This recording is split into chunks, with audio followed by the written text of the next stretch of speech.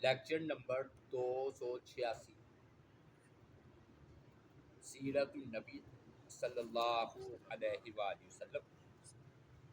تو ہم الحمدللہ نبی اکرم صلی اللہ علیہ وآلہ وسلم کا حجۃ الوداع جو ہے وہ بیان کر رہے ہیں۔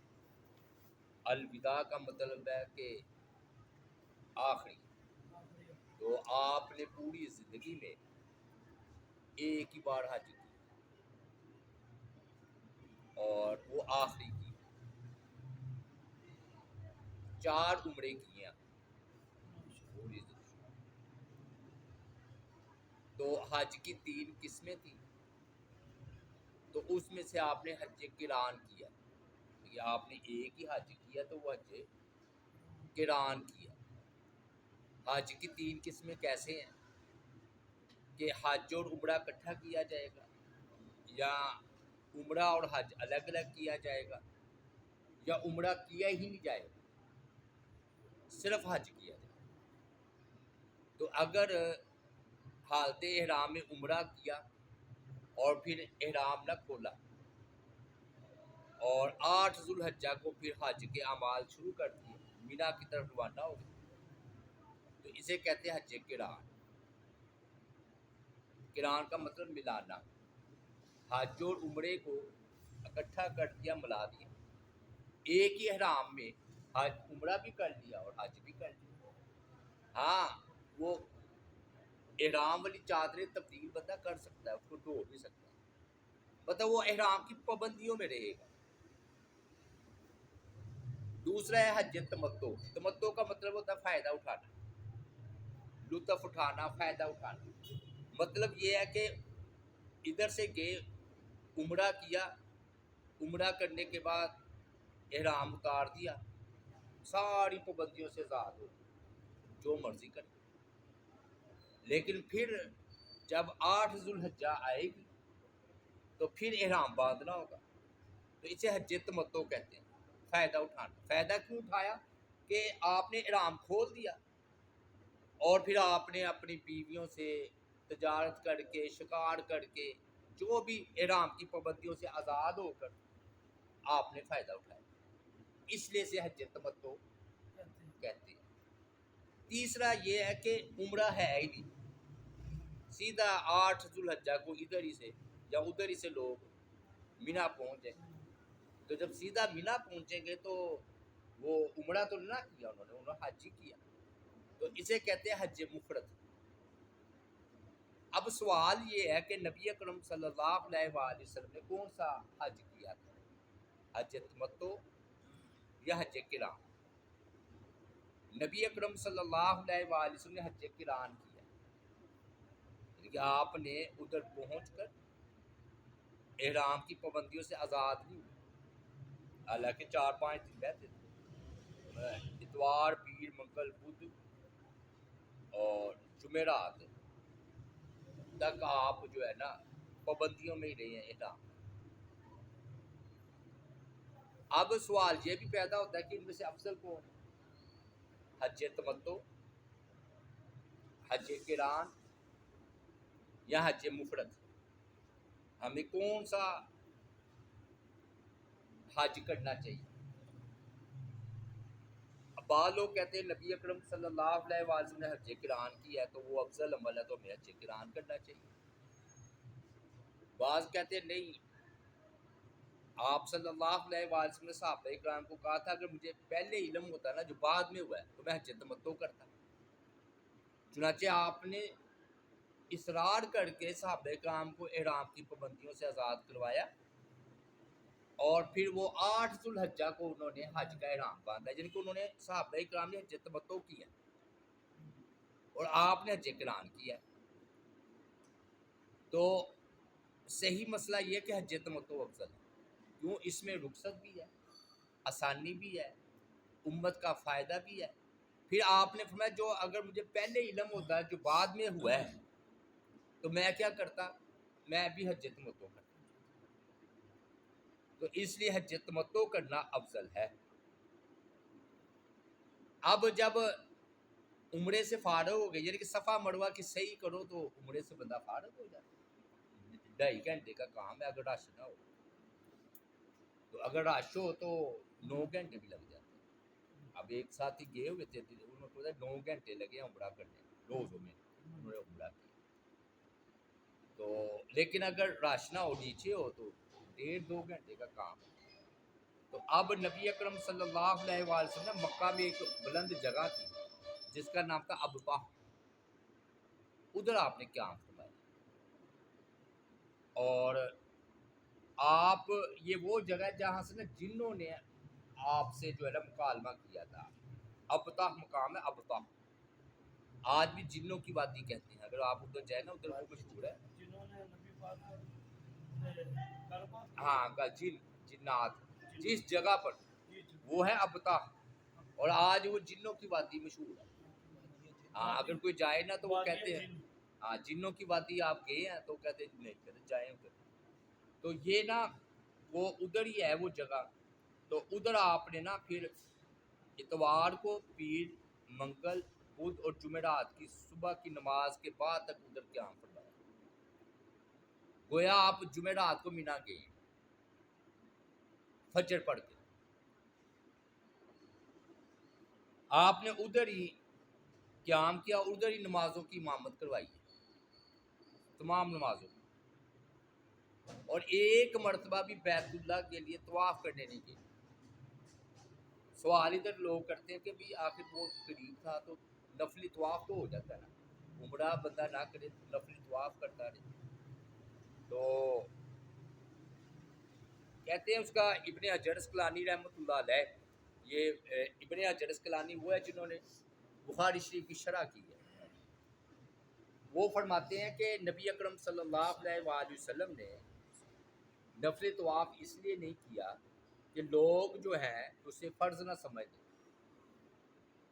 اور اپنی آپ نے امت کی سہولت کے لیے ایسا کیا۔ امام مالک رحمۃ اللہ علیہ نے اس طرح تطبیق دی ہے کہ جو حج کے بعد جو لوگ دور سے آئے ہوں ان کے لیے زیادہ بہتر ہے کہ وہ نفلی طواف کرے، لیکن وہ حج کے بعد کر لیں، یعنی کہ 4 دن تو حج کے ہوتے ہیں، 40 دن ٹھہراؤ ہوتا ہے یا زیادہ، تو وہ پھر نفلی جو طواف ہے وہ بعد میں کر لیں، اس طرح وہ رش سے بھی بچ جائے گا، آسانی بھی اسے ہو جائے گی، ورنہ ویسے پابندی کوئی نہیں ہے کہ طواف آپ نے نہیں کرنا۔ آپ اگر گئے ہیں ادھر عمرے سے فارغ ہو گئے ہیں، آپ کا قیام ادھر ہی ہے تو آپ نفلی طواف کریں زیادہ سے زیادہ، اور اگر بہرحال پھر جو ہے نا یہ آپ ادھر بڑھا دی گئی یوم الترویہ تک آپ نے ابطح میں ہی ٹھہرے رہے ہیں جنوں کی وادی میں، یعنی کہ 8 ذوالحجہ تک، 8 ذوالحجہ کو حج کا دن شروع ہوتا ہے، 12 تک فجر کی نماز پڑھ کے چلے گئے۔ ہاں فجر کی نماز، تو صحابہ کرام نے آپ کے پیچھے مینا میں جا کر قصر نماز پڑھی،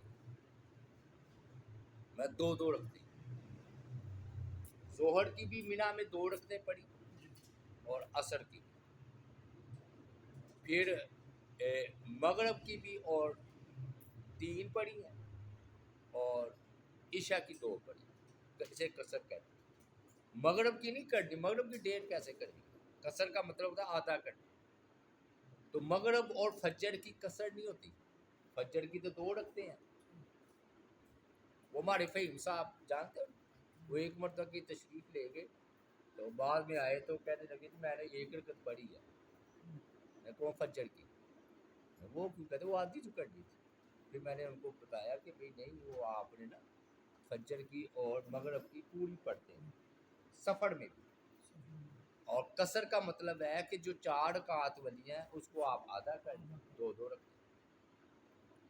پھر آپ صلی اللہ علیہ وآلہ وسلم جب بطحہ کی طرف روانہ ہوئے تو آپ نے وہاں وضو کیا، اور ظہر کی جو ہے نا 2 رکعت ادا کی، بعد میں عصر کی بھی 2 رکعت ادا کی۔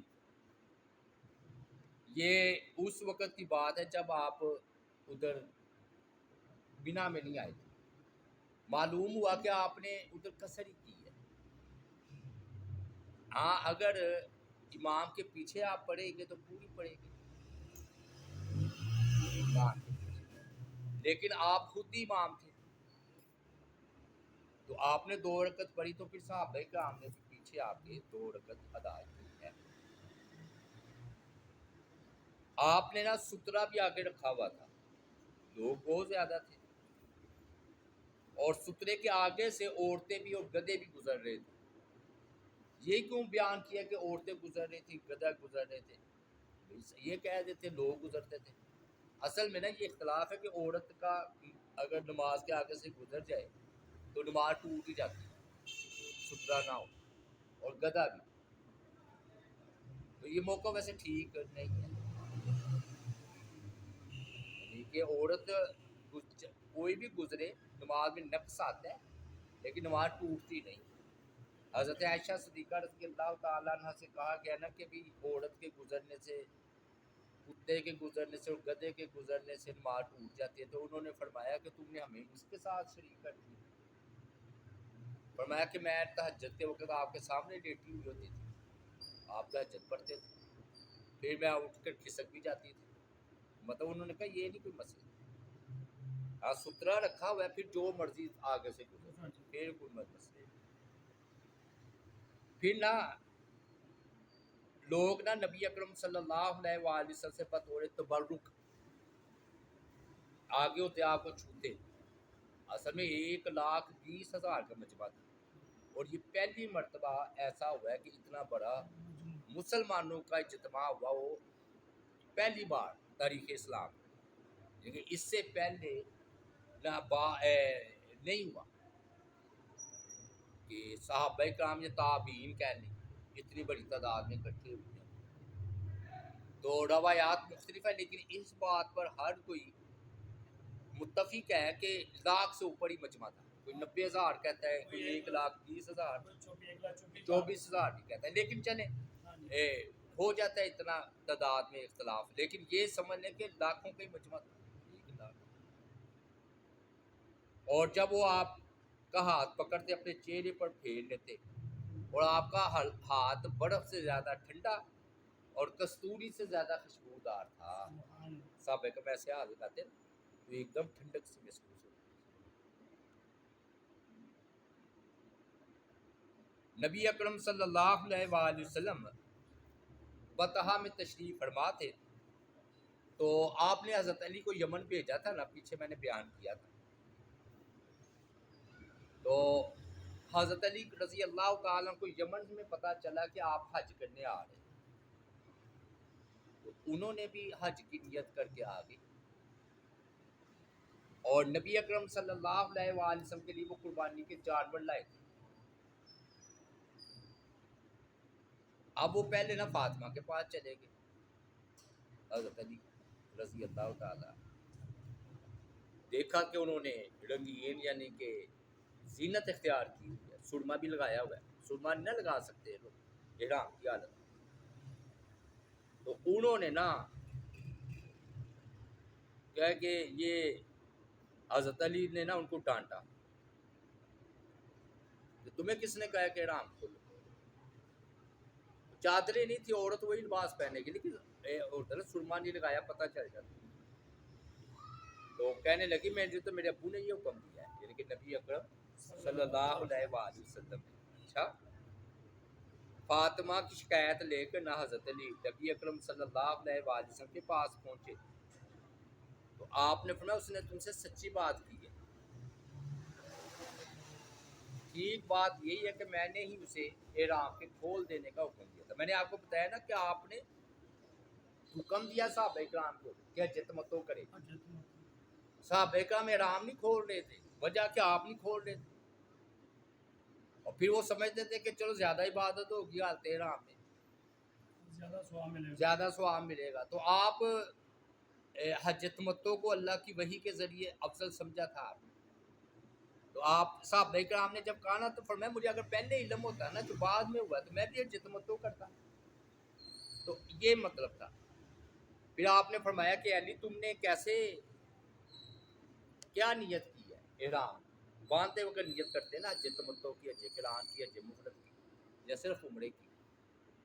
تو انہوں نے کہا اللہ کے رسول صلی اللہ علیہ وسلم میں نے نا یہ نیت کی تھی کہ جو آپ کی نیت ہے وہی میری نیت ہے. بڑی بات ہے یہ. پھر فرمایا کہ اچھا تم ایسا کرو کہ قربانی تمہارے پاس ہے؟ انہوں نے کہا ہاں ہے. تو فرمایا کہ تم اپنا عمرے کے بعد احرام مت کھول. اب واقعی چلے یہ حضرت علی رضی اللہ تعالیٰ کی فضیلت پر دلیل ہے کہ آپ نے ان کی اس بات کو قبول فرمایا، ان کو نہیں زور دیا کہ حج تمتع ہی کرے. حالانکہ ان حضرت فاطمہ کو بھی کہا، انہوں نے بھی احرام کھول دیا. پھر یہ 100 اونٹ لے کر آئے تھے جی حضرت علی رضی حضرت علی یمن سے نبی اکرم صلی اللہ علیہ وسلم، یا یوں کہہ لیں کہ حضرت علی کے اور آپ کے اونٹ کی قربانی آپ ہی ساتھ لائے تھے. تو یہ جو حج کران کرنے والا ہوتا ہے اس پر قربانی جو ہے وہ فرض ہوتی ہے. تو وہ پھر نا حضرت علی نے کہا کہ جو میری قربانی ہے وہ آپ کی قربانی ہے، چلو جب اکٹھے ہو گئے تو وہ 100 اونٹ کہتے ہیں نا کہ آپ نے قربانی کی، یہ وہ 100 اونٹ اور 63 اونٹ آپ نے اپنے ہاتھ سے ذبح کیے. کیوں؟ آپ کی عمر مبارک 63 سال ہوئی ہے نا. باقی پھر حضرت علی رضی اللہ تعالی عنہ نے کیے. تو کہتے ہیں کہ یہ جو حضرت نبی اکرم صلی اللہ علیہ وآلہ وسلم نے فرمایا کہ علی تم میرے لیے قربانی لائے ہو تو ٹھیک ہے. تو نبی اکرم تو پہلے لائے ہوئے تھے صلی اللہ علیہ وآلہ وسلم. تو اس کا جواب یہ ہے کہ آپ صلی اللہ علیہ وآلہ وسلم نے حضرت علی سے کہا نا، تو حضرت علی کا اس وقت قربانی نہیں پہنچی تھی، جب پہنچ گئی تو اس وقت کی بات ہو. یہ ایک علمی بحث ہے، اگر وہ روایات آپ کے سامنے ہوتی تو آپ پھر لطف اندوز ہوتا ہے کہ پہلے کیا ذکر ہوا ہے تو اب کیا. تو بندہ اختلاف سمجھتا ہے تو اس کو دور کیا گیا. یمن سے نا ابو موسیٰ اشری بھی آئے ہیں جی، 2 گئے تھے نا ابو موسیٰ اشری، یہ بھی یمن سے سیدھا وہی وادی بطحا پہنچے ہیں، یعنی کہ وہ جنوں والی بات نہیں. نبی اکرم صلی اللہ علیہ وآلہ وسلم نے فرمایا تم نے کس نیت سے احرام باندھا تھا؟ ان کو بھی پوچھا ہے. انہوں نے کہا کہ میں نے یہ احرام نیت کی تھی کہ جس کی آپ نے نیت کی ہے وہی حضرت علی والا جواب، وہی میں نے نیت کی. آپ نے فرمایا تمہارے پاس قربانی ہے؟ میں نے کہا نہیں قربانی نہیں.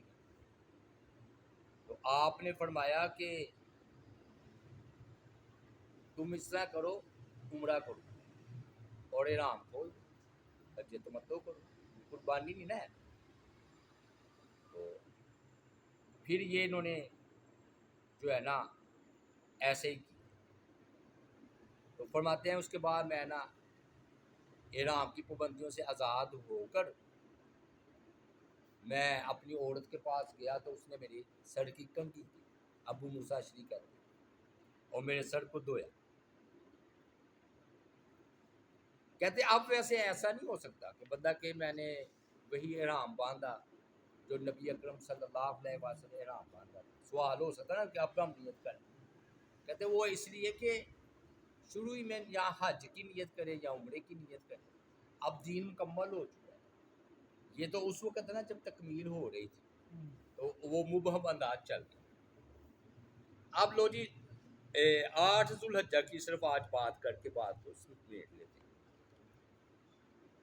یوم ترویہ کو کہتے ہیں پانی پلانے کا دن.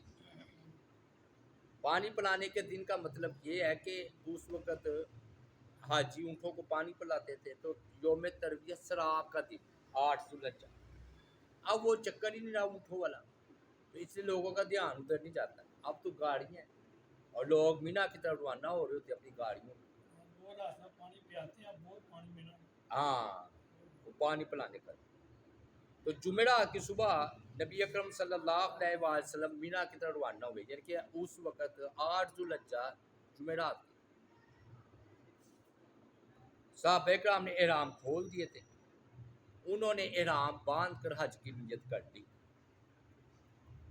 پھر رسول اللہ صلی اللہ علیہ وسلم مینا پہنچے تو آپ نے وہاں ظہر، عصر، مغرب اور عشاء کی نماز قصر ادا کی ہے مینا میں، اور رات مینا ہی میں گزاری، اور یہ جمعے کی رات تھی۔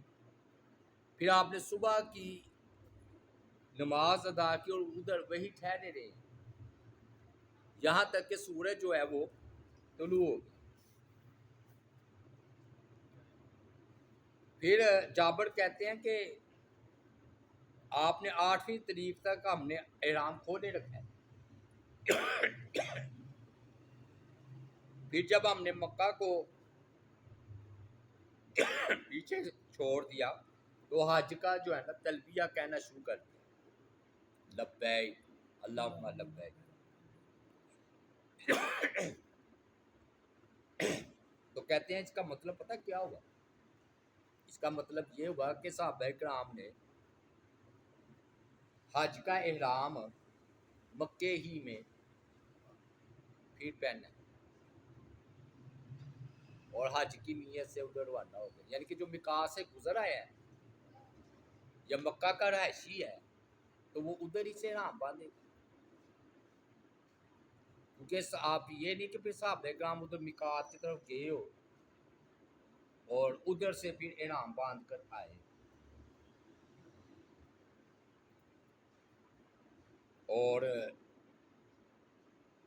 بہرحال پھر ادھر جب آپ نے ادھر ٹھہرے ہیں تو آپ نے نا ظہر عصر کی نماز مینا میں پڑھی اور مغرب اور عشاء کی نماز بھی آپ نے ادھر ہی پڑھی ہے۔ یوم ترویہ میں ایک روز قبل، یعنی کہ آپ نے نا 7 ذوالحجہ کو کہہ دیں، 7 ذوالحجہ کو آپ مقام ابراہیم پر کھڑے ہوئے ہیں اور لوگوں کو نصیحت کرنے لگے۔ آپ نے فرمایا تم میں سے جو یہ طاقت رکھتا ہے کہ وہ ظہر کی نماز مینا میں جا کر پڑھے تو وہ ایسا کرے۔ چنانچہ آج بھی حاجی ظہر مینا میں پڑھے، مینا میں۔ عبداللہ بن عباس نے کہا 5 نمازیں آپ نے مینا میں پڑھی ہیں، یعنی کہ ظہر، عصر، مغرب، عشاء اور فجر۔ حج میں سنت یہ ہے کہ امام ظہر، عصر، مغرب و عشاء اور صبح کی نماز مینا میں پڑھائے، یہ سنت ہے۔ اور جتنی دیر آپ ادھر ٹھہرے رہے قصر ہی کرتے رہے، 2 رکعت۔ ابو بکر و عمر نے بھی نا مینا میں 2 رکعت ہی پڑھی اپنے دور خلافت۔ حضرت عثمان غنی کا دور آیا تو انہوں نے بھی 2 رکعت پہلے پڑھی، بعد میں 4 کر دی۔ اس سے پھر ان کو جو اعتراض نہیں کرتے حضرت عثمان غنی پر، وہ یہ بھی اعتراض کرتے ہیں کہ جب نبی اکرم صلی اللہ علیہ وسلم نے مینا میں 2 پڑھی ہیں، ابو بکر نے 2 پڑھی ہیں، عمر نے بھی 2، تو آپ نے 4 کیوں؟ جو پھر عثمان غنی رضی اللہ تعالیٰ عنہ کی طرف سے جواب دیتے ہیں تو انہوں نے پوری نماز اس لیے پڑھی کہ لوگ یہ نہ سمجھ لیں کہ ظہر عصر 2 رکعت ہیں، لوگ دور دور سے آئے ہوتے ہیں، تو انہوں نے پھر یہ تعبیر کی کہ لوگوں کے علم کے لیے کہ لوگ اس کو یہ نہ سمجھے کہ ظہر اور عصر 2 رکعت ہے اور اس کو معمول بنا لیں۔ اور دوسرا جواب زیادہ بہتر ہے کہ وہ کہتے ہیں کہ حضرت عثمان غنی رضی اللہ تعالیٰ عنہ نے ادھر گھر خرید لیا تھا اور وہ گویا مسافر تھے ہی نہیں، ادھر کے رہائشی تھے۔ لیکن اختلاف کرنے والے تو پتہ ہے بڑی باریکیوں میں جاتے ہیں۔ وہ کہتے ہیں کہ سوال یہ ہے کہ یہ جو قصر آپ نے کیا ہے سفر کی وجہ سے کیا ہے یا حج میں ہی یہ طریقہ ہے؟ اگر یہ حج کا طریقہ ہے تو پھر چاہے کوئی مسافر ہو چاہے نہ ہو وہ پھر 2 رکعت ہی پڑے گا قصر، اور اگر آپ اس کو مسافر کہیں تو پھر ٹھیک ہے۔ تو وہ مناسک حج والی بات کریں تو پھر حضرت عثمان غنی نے 4 رکعت کی۔